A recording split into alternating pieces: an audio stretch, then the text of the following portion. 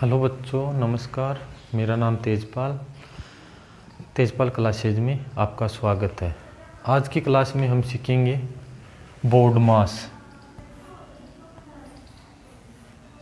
BODMAS। Board मास का क्या मतलब होता है? BODMAS बोर्ड मास क्या होता है? देखिए, बी का मतलब क्या होता है?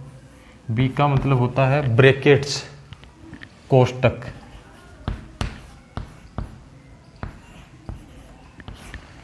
कोष्टक होता है बी का मतलब। और कोष्टक कौन कौन से होते हैं? एक होता है बड़ा कोष्टक, इसको बोलते हैं बड़ा कोष्टक।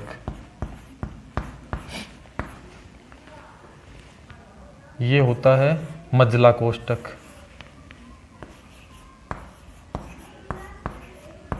ये होता है मझला कोष्टक। और ये होता है छोटा कोष्टक।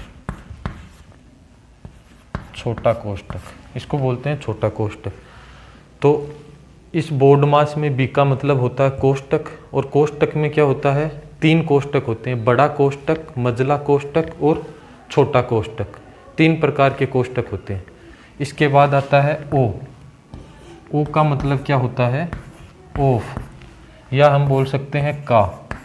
या ओ का मतलब होता है ऑफ, या हिंदी में का। और इसका मतलब क्या होता है? गुणा का निशान होता है। जहाँ भी हमारे को का दिखे या ऑफ दिखे, उसका मतलब क्या करना है? गुणा करना है। इसके बाद क्या होता है? डी। डी का मतलब होता है डिवीजन।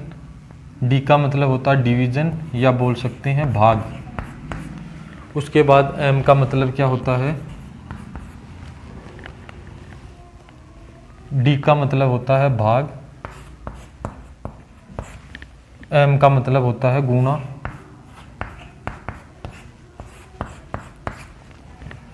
बाद में ए का मतलब होता है एडिशन, जोड़। और उसके बाद एस का मतलब क्या होता है? एस का मतलब होता है बाकी, सबट्रैक्ट, घटाना, बाकी। इस प्रकार से बोर्ड मास का मतलब क्या हुआ? बी का मतलब कोष्टक। कोष्टक 3 प्रकार के होते हैं, बड़ा कोष्टक, मझला कोष्टक और छोटा कोष्टक। उसके बाद ओ का मतलब होता है ऑफ या का। इसका मतलब क्या होता है? का की जगह हमारे को क्या करना है? गुणा लगाना है। डी का मतलब क्या होता है? डिवीजन, भाग होता है। एम का मतलब गुणा होता है। ए का मतलब जोड़ होता है। एस का मतलब बाकी होती है। कहने का मतलब, जब भी हमारे पास कोई प्रश्न आ जाए और उसको हल करना हो, उसमें कोष्टक भी आ जाए, ऑफ भी आ जाए, प्लस माइनस, भाग या गुणा, इनमें से कुछ भी आ जाए, तो हम इसी क्रम में इनको क्या करेंगे? प्रश्न को हल करेंगे। सबसे पहले हमारे को क्या देखना है? ब्रैकेट्स देखना है। उसके बाद का देखना है। और फिर ये प्लस माइनस, भाग और गुणा, इन्हीं के आधार पे हम क्या करेंगे? प्रश्न को हल करेंगे। जैसे देखिए, मेरे पास एक क्वेश्चन है।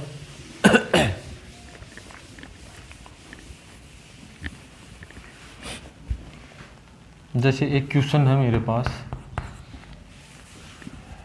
मेरे पास है 2 गुणा 5 भाग 10 प्लस 4 माइनस 5। मेरे पास एक ये क्वेश्चन है। अब इसमें देखिए, हमारे पास गुणा भी है, भाग भी है, प्लस भी है और माइनस भी है, सारे निशान हैं। तो अब इसको किस प्रकार से हल करेंगे? सबसे पहले देखिए, ये क्वेश्चन है, ये क्या होगा? बोर्ड मास के नियम से हल होगा। तो बोर्ड मास के नियम में सबसे पहले ब्रैकेट्स आता है। ब्रैकेट्स इस क्वेश्चन में है नहीं, ऑफ भी इस क्वेश्चन में नहीं है, ये भी नहीं है। उसके बाद क्या हल होगा? भाग हल होगा, डी, भाग हल होगा। तो सबसे पहले भाग हल होगा। तो ये 2 का 2 गुणा, अब क्या करेंगे? 5 में भाग देंगे 10 का, तो 5/10, इस प्रकार से इसको लिख देंगे। उसके बाद क्या करेंगे? 5/10 हो गया। उसके बाद प्लस 4 और माइनस 5। तो सबसे पहले इसमें मैंने क्या किया? सबसे पहले भाग हल कर दिया। देखिए, 5 एकम 5, 5 दूनी 10, ये कट गया। 5/10 को हम लिख सकते हैं 1/2। और देखिए 2 गुणा 1/2 है, फिर ये +4 -5 है।